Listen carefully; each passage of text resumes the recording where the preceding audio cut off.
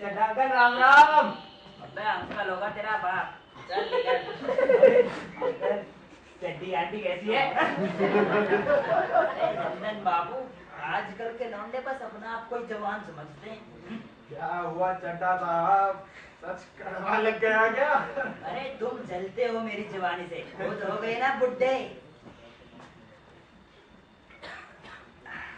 भाई समय और स्थान तो सही बताया था ना, 15-20 मिनट हो गए इंतजार में, पता नहीं कहाँ रह गए। दीनानाथ जी, अरे जब से आपकी रची रंग कथा शुरू हुई है उनके घर पे, उन्हें घर से बाहर निकलने का कहाँ मन करता। सुना है सारे बच्चे जी तोड़ सेवा सत्कार में लगे हुए हैं, और बुढ़ापे में ऐसी सेवा सत्कार मिले तो कौन कमबख्त पार्क और मित्रों को याद करता है। ठीक कहा आपने, जलन की बू दूर दूर तक आ रही है चड्ढा साहब। अरे नहीं नहीं क्यों नंदन बाबू? अरे दीनानाथ जी, अलबत्ता हम तो यही चाहते थे, आपको बुढ़ापे में एक बार जम के सेवा सत्कार मिल जाए। हाँ भाई, बच्चे दिल खोल के सेवा कर रहे हैं, और ये सब आप लोगों की देन है। भाई देन तो हमारी है, ये सब तो ठीक है, पर ये देन कुछ देने के लिए नहीं बल्कि लेने के लिए है। लेने के लिए? कुछ समझा नहीं मैं चड्ढा साहब। नाची यही बात समझाने के लिए तो आपको घर से इतनी दूर बुलवाया है पार्क में, क्यों नंदन बाबू? कहते हो चड्ढा साहब, दीनानाथ जी, हमें लगता है कि आप बच्चों की झूठी आवगवत से पिघल के अपने बुढ़ापे की पूंजी उन पर लुटा न दें। वो तो ठीक है नंदन बाबू, पर रातों को उठ कर एक ही बात सोचा करता हूं कि सब कुछ तो यही छूट जाना, फिर पैसों का रख कर क्या करूं? आखिर सांसों के छूटने से पहले मैं किसी के काम आ सकूं, भला इससे अच्छी बात और क्या हो सकती? देखा ना चड्ढा साहब, दीनानाथ जी के मन में वही सब चल रहा है जिसका हमें डर था।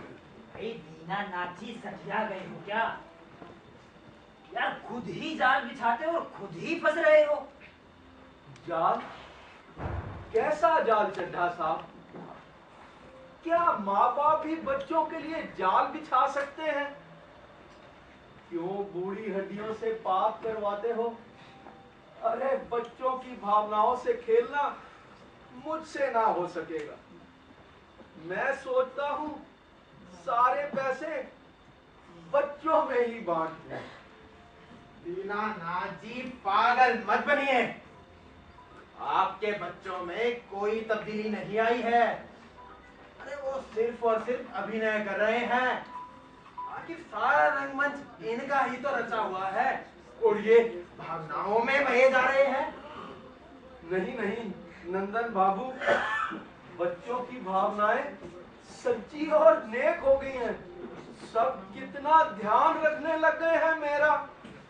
अच्छा चलो मान लेते हैं, आप जो कह रहे हो वो ठीक है, पर ये बदलाव आपके पैसे आने के बाद ही क्यों आया बच्चों में, ये बताओ हमें। ये बताइए आप। नंदन बाबू, चड्ढा साहब, वो दरख्त ही क्या जो बच्चों को भला 2-4 फल ना दे सके? आखिर माँ बाप भी तो अपने बुढ़ापे के सहारे के लिए बच्चों की परवरिश करते हैं। जब माँ बाप का इतना सा स्वार्थ मायने नहीं रखता, तो फिर बच्चों का स्वार्थ क्यों मायने रखते हैं? क्या कहते हो नंदन बाबू? दीनानाथ जी, आप बात तो ठीक कहते हैं, पर दरख्तों के फल देने का समय होता है, समय। अरे आपने पूरी उम्र फल ही तो दिए बच्चों को, अब बुजुर्ग दरख्त से फल नहीं, छाया की आशा रखना चाहिए। हमारा सनातन धर्म भी यही सीख देता है। कर्म हमें स्वार्थ के लिए नहीं बल्कि परमार्थ के लिए करना चाहिए। यही सीख देने के लिए नीम, बरगद या पीपल जैसे पेड़ों को चुना गया है, जिनमें कभी इंसान के इस्तेमाल लायक फल नहीं लगते। दीनानाथ जी यही सीख देने के लिए इन पेड़ों को चुना गया है, ना कि अमरूद, जामुन या पपीते के पेड़ को। बात समझिए। जो आप कह रहे हो वो ठीक है और जो ये कह रहे हैं वो भी ठीक है।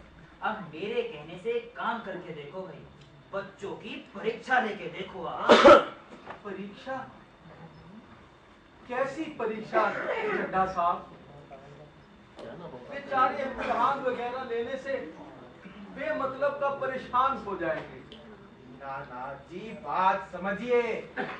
आप एक और नाटक कीजिए अपनी बीमारी का और बच्चों से कहिए आपको इलाज के लिए पैसे की जरूरत है और आपके अपने पैसे 4 माह बाद रिलीज होंगे, तो वे ये जिम्मेवारी उठा लें और जैसे ही आपके पैसे आएंगे आप उन्हें दे देंगे और जो आगे आके जिम्मेवारी उठाएगा उसे सारे पैसे दे देना। हाँ भाई, ये आइडिया तो बिल्कुल ठीक है। इससे बच्चों की असलियत भी सामने आ जाएगी और बच्चों का ईमान नेक हुआ तो दीनानाथ जी के दिल की बात भी रह जाएगी। ये ठीक है। नहीं नहीं, बेचारी कौशल्या परेशान हो जाएगी। अरे भाभी जी को हम विश्वास में ले लेंगे। अरे आप एक आखिरी तीर छोड़ दीजिए राम का नाम लेके। हाँ दीनानाथ जी, आप तो घर चलो। आज दूध का दूध और मलाई की मलाई हो जाएगी। आप तो चाल बिछा दो। अरे चड्ढा साहब, कहावत तो ठीक बोला करो, उत्साहित हो जाते हैं। चलिए चलते हैं।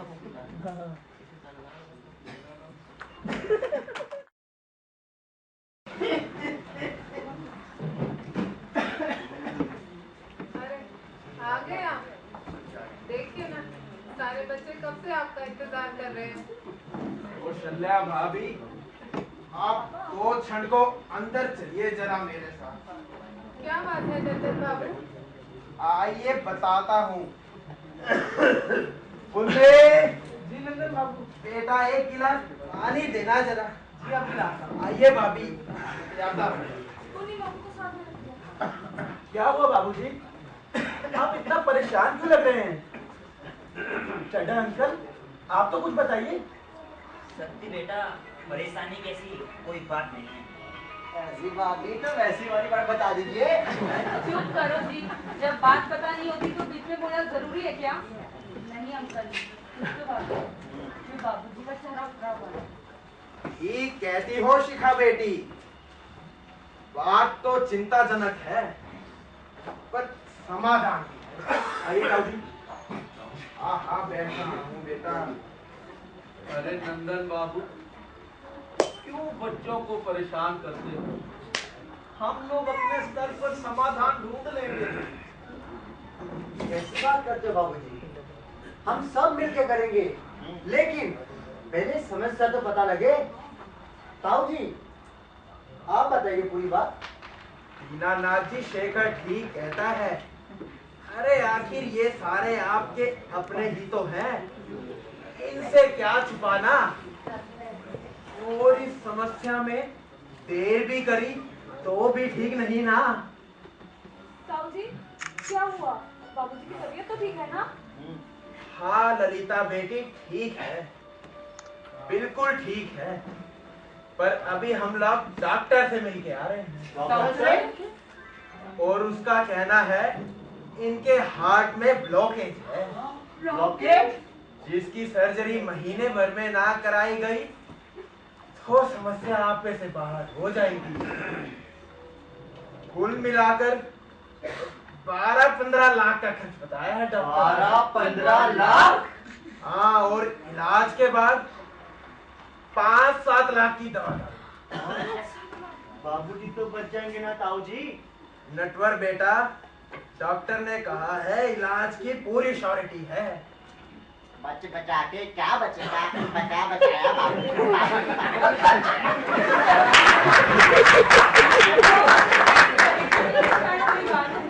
जहाँ तक वही खर्चे की बात, तो बाबूजी के ग्रेजुएटी के पैसे तो है ही, क्यों शिक्षक भैया? हाँ, पैसे तो है ही, बल्कि उसमें से 10 लाख तक बचेंगे। 10 लाख बिल्कुल बचेंगे, और 10 लाख कम थोड़ी होता है। मैं रुक जाऊंगा बाबूजी के देखने के लिए। तुम ही क्यों, हम भी रहेंगे जब तक बाबूजी का इलाज ना हो जाए। हमने भी रिटर्न की टिकट नहीं कराई है, तुम्हें क्या? मतलब हमारा भी फर्ज बनता है, आए बड़े अकेले। तुम्हें क्यों? वाह बच्चों वाह, वाह, शाबाश, शाबाश। हिसाब किताब की पढ़ाई तो बहुत अच्छी कर रखी है बच्चों तुम सब ने, पर मेरी एक बात याद रखना, अपने बच्चों की पढ़ाई यहाँ तक सीमित मत रखना, शिक्षा और संस्कार की भी जगह रखना। कौशल्या, तुम देखना, हमारे बच्चे अपना फर्ज और जिम्मेदारी पूरी तरह निभाएंगे। तुम देखना। सच्ची बेटा, शेखर बेटा, बात अगर यहीं तक होती तो हमारे चेहरों पर इतनी परेशानी नहीं होती। दीनानाथ जी के इलाज के साथ एक छोटी सी बात और जुड़ी हुई है। अब क्या हुआ? वो क्या चड्डा अंकल? धन्यवाद बेटा। चड्डा साहब, समस्या छोटी हो या बड़ी, जब तक शक्ति भैया और शेखर भैया है तब तक चिंता की कोई बात नहीं है। बताइए ना, क्या समस्या है बाबूजी के इलाज में? शक्ति बेटा, शेखर बेटा, दीनानाथ जी के इलाज के लिए 25 लाख रुपए का इंतजाम करना होगा। 25 लाख? भाई, हमारी ग्रेजुएटी का चेक तो मिला है, पर सरकारी खजाने में पैसा नहीं है। वो चेक पोस्ट डेटेड है, यानी पैसा 3 महीने बाद रिलीज होगा। तब तक आप लोगों को अपने पास से ही 25 लाख रुपए का इंतजाम करना होगा दीनानाथ जी के इलाज के लिए। लो, कर लो बात। खाया पिया कुछ नहीं, गिलास तो ना बाहर आना। शेखर भैया, शक्ति भैया, शिखा दीदी, आप लोग चुप क्यों हैं? कुछ तो बोलिए। क्या क्या बाबूजी का इलाज नहीं होगा? क्या सभी लोग मिलकर इतनी रकम नहीं जुटा सकते? आप लोग चुप रह सकते हैं, मगर मैं नहीं। जो भी दिया हुआ है सब मेरे हुजूर का ही तो है। जोड़ तोड़ के 60,000 रुपए रखे हैं। सोचा था कि घर बनाऊंगा, पर लाना था मुझे इस घर पे। मैं कल ही सारी रकम हुजूर के चरणों में लाके रख दूंगा। मानता हूँ कि उसे एक पत्ता भी नहीं हिलेगा, लेकिन मेरे दिल को सुकून मिलेगा। भगवान सब देख रहा है, सब देख रहा है भगवान। सब अच्छा होगा, सब अच्छा होगा। अच्छे हो जाएंगे मेरे हुजूर, अच्छे हो जाएंगे, अच्छे हो जाएंगे मेरे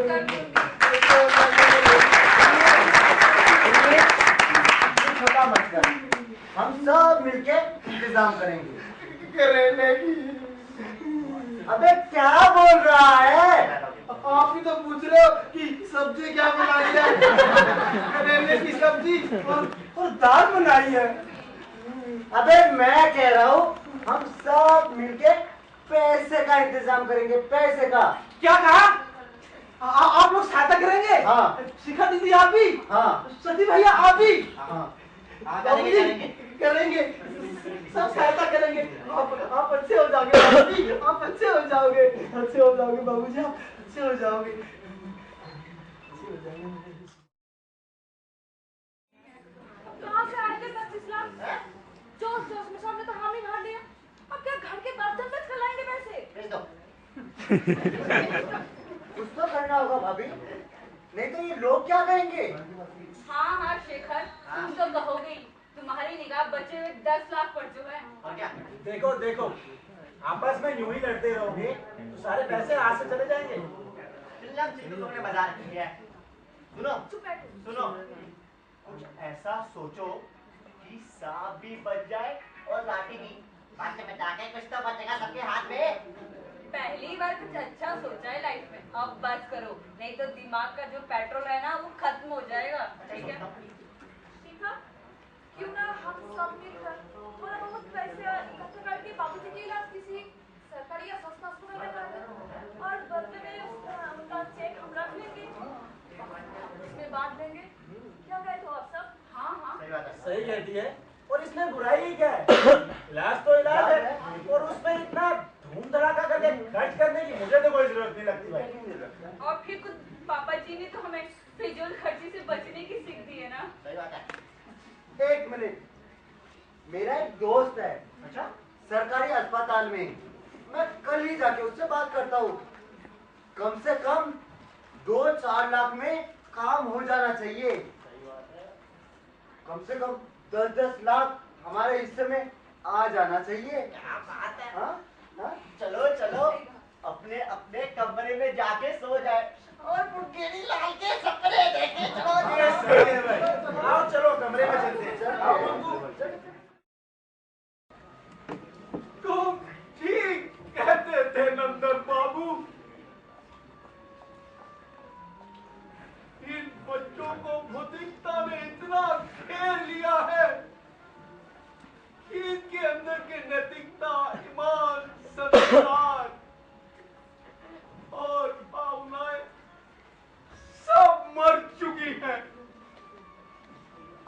लोभ, लालच, मक्कारी, यही इनके चरित्र की पहचान बन चुके हैं। इन्हें फल देने वाले वृक्ष नहीं चाहिए। जिन वृक्षों में फल नहीं, उसे ये काट देंगे, काट देंगे।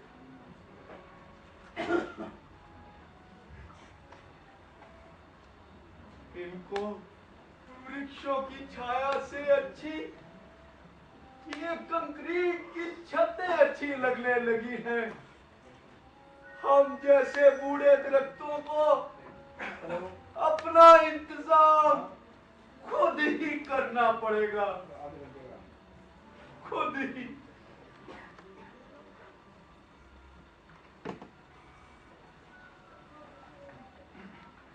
क्या खोना है,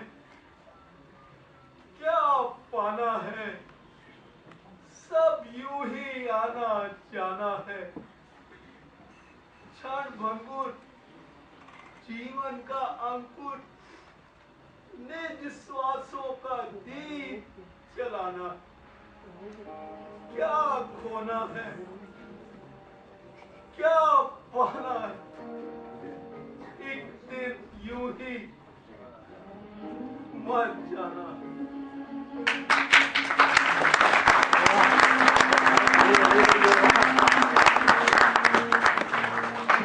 परेशान है रात भारी है, परेशान है रात भारी है, जिंदगी है के फिर भी प्यारी है, क्या तमाशा है कब से जारी है, क्या तमाशा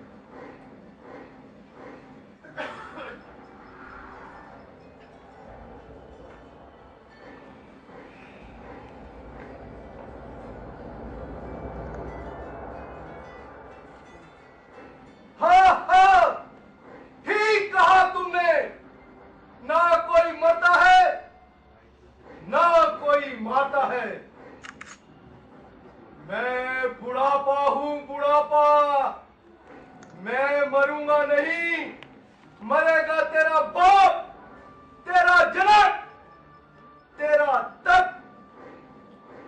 मैं बुढ़ापा आज तेरे बाप पर हूं, कल तुझ पर भी आऊंगा। मैं सतत हूं, सतत।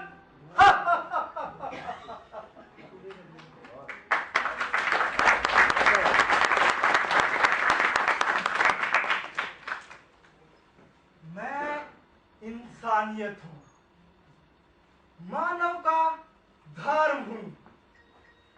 जब तक मैं हूं तब तक मानव का तर्क भी सतत रहेगा। इंसानियत, मानव, मानव धर्म, नैतिकता सब किताबी बातें हैं। जिंदगी चलाने के लिए लालच, मक्कारी, स्वार्थ, बेईमानी और धोखे का सहारा लेना ही पड़ता है। मैं हूं लालच, मैं हूँ मक्कारी, हाँ, मैं हूँ स्वार्थ, मैं हूँ बेईमानी, बेईमानी मेरी रानी। मैं हूं धोखा, मैं हूं लालच, मैं हूँ मक्कारी, मैं हूँ स्वार्थ, मैं हूँ बेईमानी, मैं हूं धोखा, मैं हूं लालच, मैं हूँ मक्कारी, मैं हूँ स्वार्थ, मैं हूँ धोखा।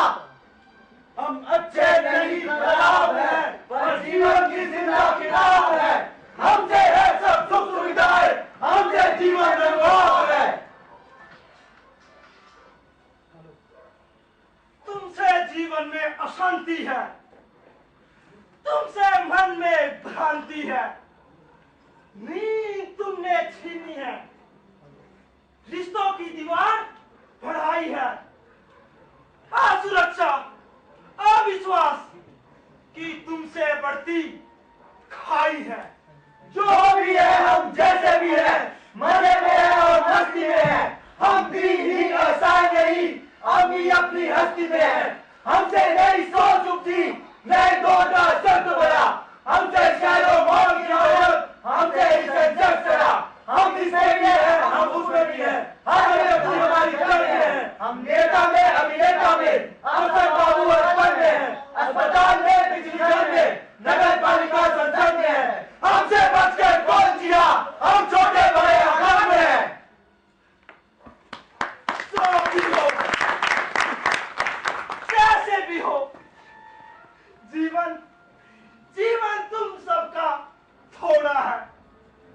आपस में अविश्वास घना, खुद अपनों का दामन छोड़ा है।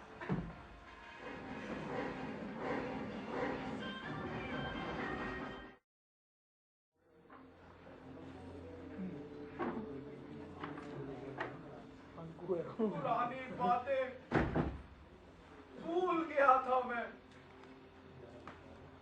चड्ढा साहब, नंदन बाबू, मैंने सोचा था मेरे बच्चों में सुधार आ गया है, पर कल रात को इनकी योजना सुनकर साफ पानी हो गया। जब तुम लोग मेरे इलाज की योजना बना रहे थे, उसे मैं दीवार की ओट में से सुन रहा।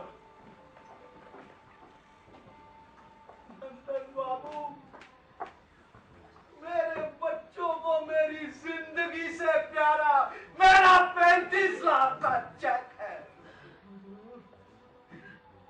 इनका वश चले तो ये मेरी चिता की लकड़ियां भी बेच देंगे। अजी चुप चुप बोलिए। अरे ये बच्चे तो नादान है। नादान नहीं कौशल्या, लालची और बेईमान है ये सब। यही चाल चलन रहे तो ये अपने बच्चों को क्या शिक्षा देंगे? ये मंकू क्या सीखता होगा इनसे? जैसा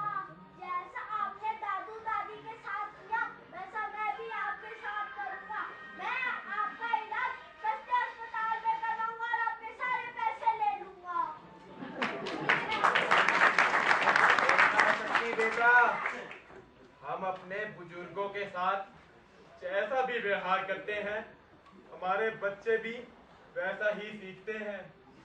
शिक्षा शब्दों की नहीं, चरित्र की मोहताज होती है। हम बच्चों को शब्द तो अच्छे अच्छे रटा देते हैं, पर खुद दुर्गुणों से भरे रहते हैं। ऐसे में हमारी युवा पीढ़ी जब अपने मार्ग से भटक जाती है, तो सारा दोष उसी पीढ़ी पर लगा देते हैं। ठीक कहते हो नंदन बाबू। हम जवानी से बुढ़ापे तक की तमाम इंश्योरेंस पॉलिसी कराते हैं और असली इन्वेस्टमेंट करना भूल जाते हैं। बच्चों का चरित्र निर्माण, बच्चों का चरित्र निर्माण ही असली इन्वेस्टमेंट है। और मुझसे भूल हो गई। अब इस बूढ़े दरख्त ने ये फैसला किया है कि ये अपनी जड़ें खुद संभालेगा और तमाम उन लोगों को भी सहारा देगा जिनके बच्चों ने उन्हें बेसहारा छोड़ दिया। हम कुछ समझे नहीं दीनानाथ जी। मेरे दोस्तों, मैं अपने फंड से, पैसों से एक वृद्धाश्रम की नींव डालूंगा और इस पुण्य को, जिसने मेरे बच्चों से ज्यादा जिम्मेदारी निभाई है, उसे उसका संरक्षक बनाऊंगा। अरे, ये तो बहुत ही नेक विचार है आपका। इससे आपके वृद्धावस्था की गोधुली भी कट जाएगी और अन्य की भी सहायता हो जाएगी। लीजिए, इस नेक कार्य में मैं भी अपनी तरफ से 10 लाख की राशि भेंट करता हूँ। भाई मैं ही क्यों पीछे रहूं? मैं भी 10 लाख रुपए देता हूँ वृद्धाश्रम के लिए। बाबूजी, आपकी इस रंग कथा ने तो हमारी आंखें ही खोल दी। आज मंकू बेटे की बातें सुनकर मुझे यह विश्वास हो गया कि बच्चों द्वारा दिए गए दुख माँ बाप को कितना आघात पहुंचाता है। हाँ पापा जी, हमें आपसे कुछ नहीं चाहिए। हमारी आपसे से विनती है कि आप हमारी गलतियों पे हमें माफ कर दीजिए, ताकि हमारे बच्चे हम जैसे न हो। हाँ बाबूजी, हम सबको माफ कर दीजिए बाबूजी। किससे माफी मांग रहे हो बच्चों? उसे जिसे तुमने कल रात जीते जी मार दिया। सारा जीवन व्यर्थ हो गया। रात को एक एक सांस पर्वत जैसी भारी लग रही थी। हृदय शूलों से भर गया था। अब तक तो मैं बीमारी का नाटक कर रहा था, पर अब खुद ही जीना नहीं चाहता। ऐसा ना बोलिए जी।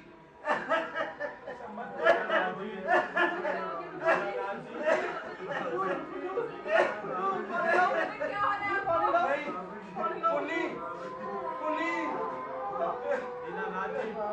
चट्टा साहब, नंदन बाबू, आप मेरा सपना जरूर पूरा करना और कौशल्या का ध्यान रखना।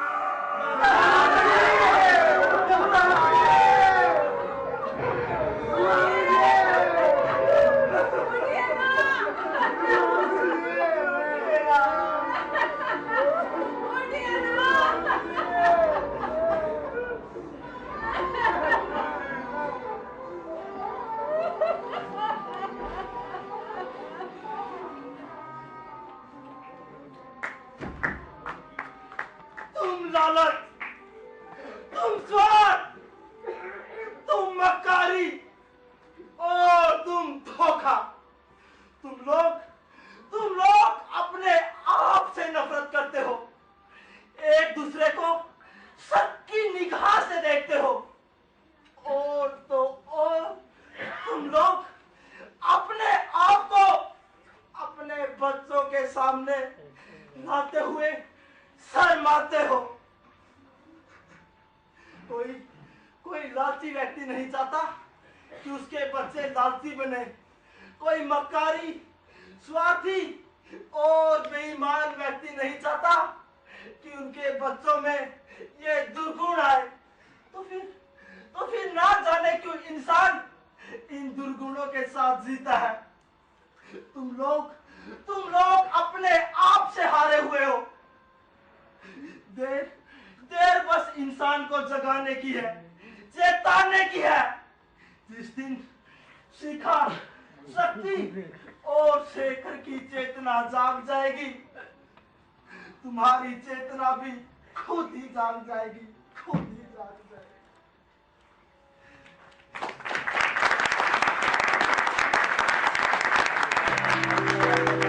आगे बताए बहुत कम।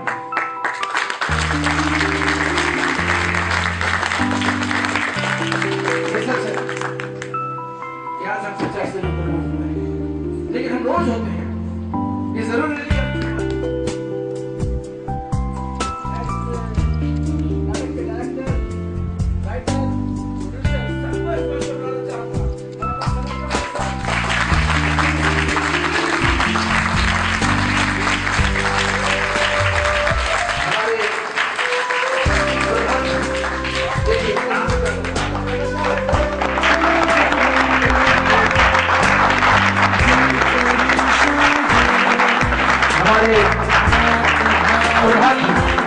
देखिए काम का प्रभाव है।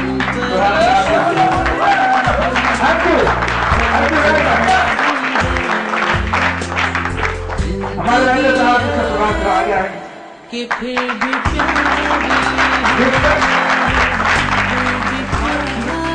है, क्या तमाशा है,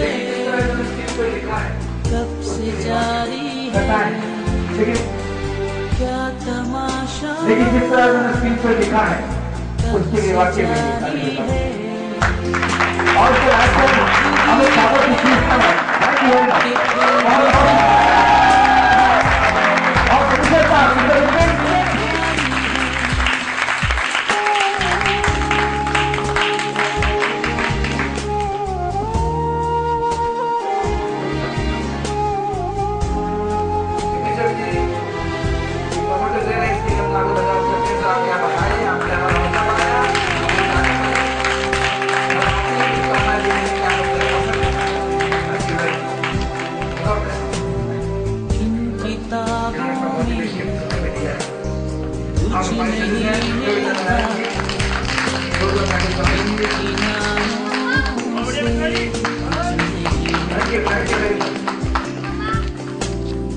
इन किताबों में कुछ नहीं मिलता,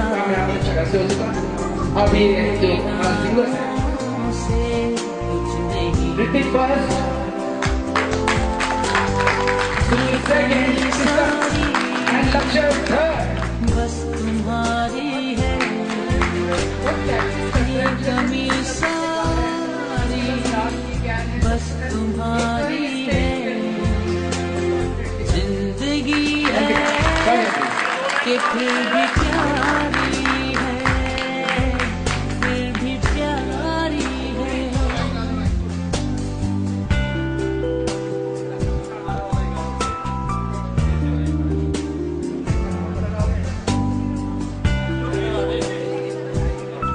रोम रोम तेरा नाम पुकारे,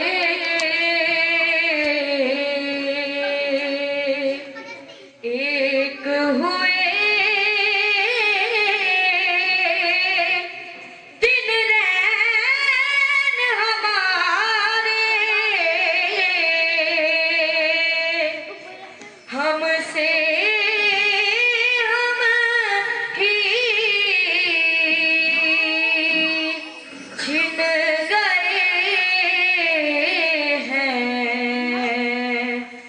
जब से देखे नैन तिहारे। सजना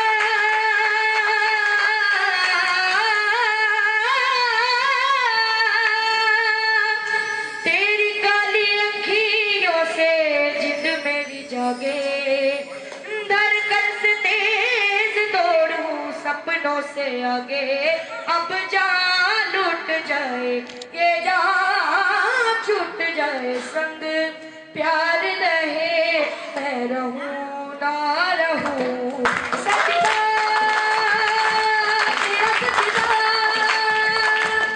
वो दिन रैन करूं ना ही चैन करूं, वो सजदा तेरा सजदा करूं मैं तेरा सजदा, लख बार करूं मेरी जान करूं।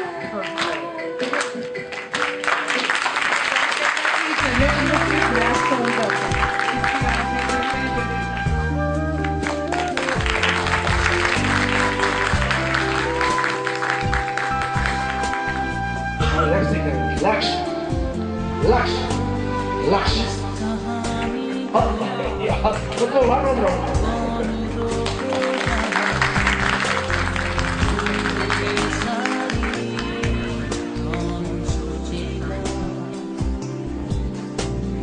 इस कहानी को कौन रोकेगा, ये सारी कौन सोचेगा, साथ काटी है या गुजारी है, साथ काटी बहुत बहुत शुक्रिया। और मैं सबसे बड़ी बात विपिन जी की बहुत तारीफ करूंगा, और आप लोगों की भी जो समय निकाल कर यहाँ आए बहुत बड़ी बात है।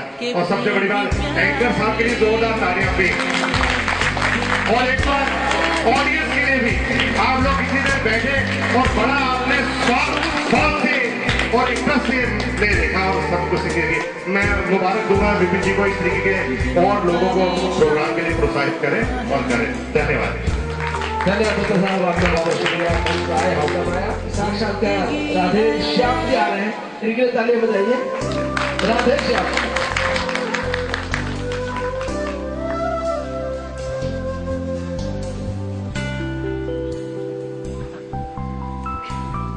मुझे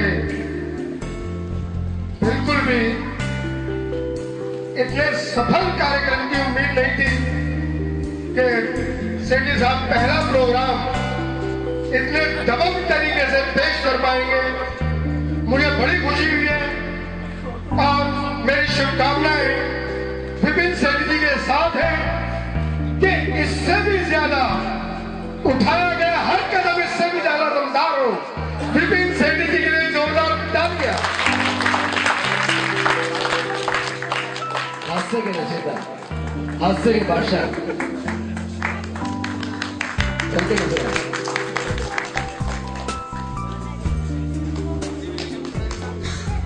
विपिन सेठी जी बहुत बहुत मुबारक हो।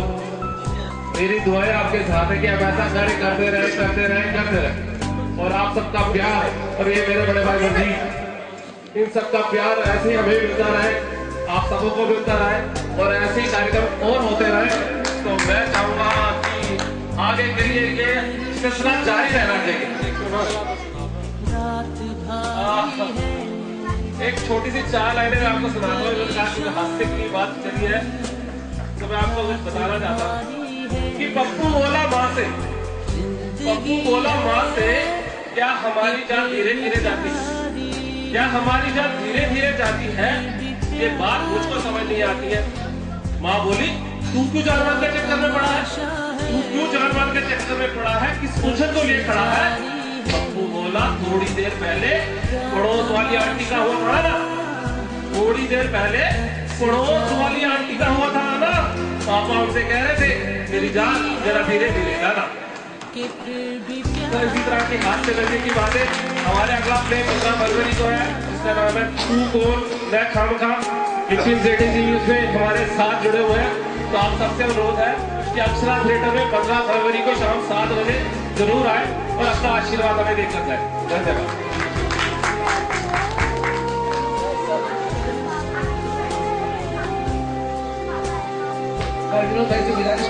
मैं विनोद भाई से गुजारिश करूंगा बस में आए प्लीज।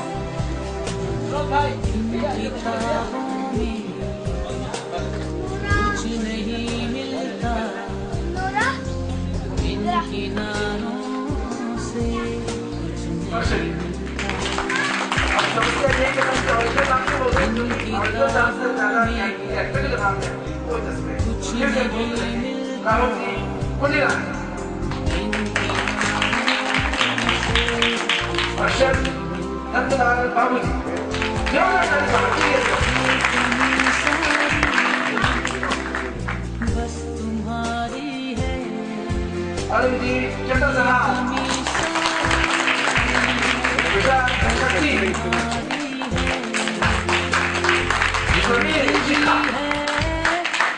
ये आखिरी पल आपकी ताकत के काम से भरे हुए और ललिता शिखा शिखा और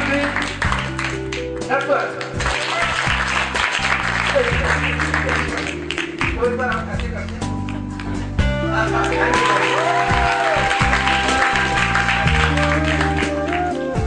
अरे यार बंदू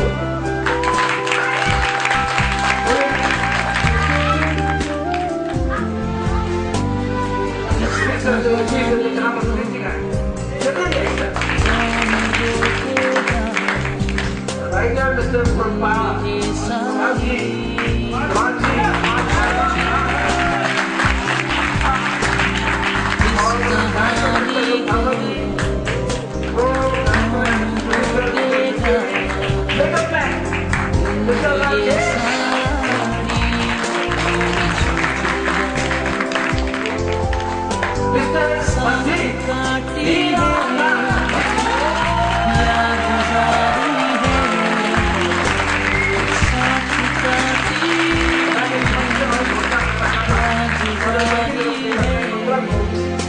जिंदगी है कि फिर भी प्यारी है, फिर भी प्यारी है। दिन परेशान दिन परेशान